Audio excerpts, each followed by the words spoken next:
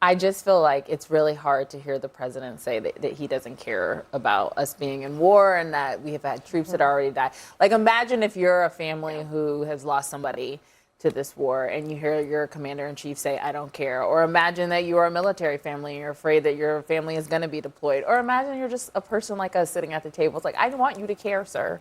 I really do. Like, I want you to care. I want you to be bought in this moment. And to your point, when you started, is like when people lose interest is one thing, but when people are indifferent, that's a dangerous place to be. And I think those other countries in the region want him not to be indifferent in this moment, too. For sure. Yeah, I mean, Tim, you've served in uniform. I have, and I've talked to people that are deploying right now, that are going overseas to support these missions, and actually asked a few of them, and as a veteran myself, the comment that the president made, I don't believe in context, was that I don't care about the operations writ large. I think his comment was, I don't care if Iran thinks that I'm desperate or not. I don't care about the opinion of Iran in this situation. So I don't know that the... Well, I mean, he was saying explicitly, I don't care if they make a deal or not, which...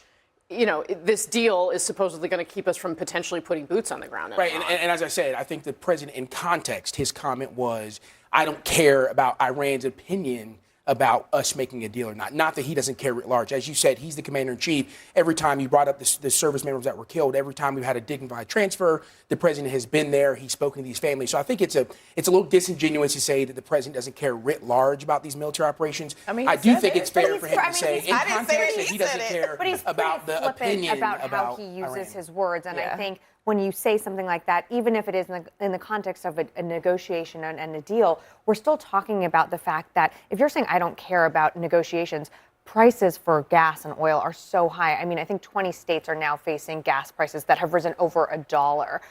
Airline prices are going to go up because fuel is now double for those airlines. So the airlines are going to shift the cost to the customers.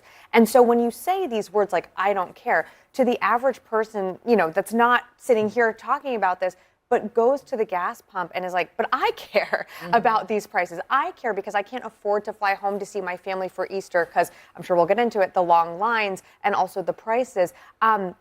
Especially in wartime, words matter, and I think truth especially matters. And when we are not seeing that from this administration, and I think that's what's hard to digest when you see comments like that.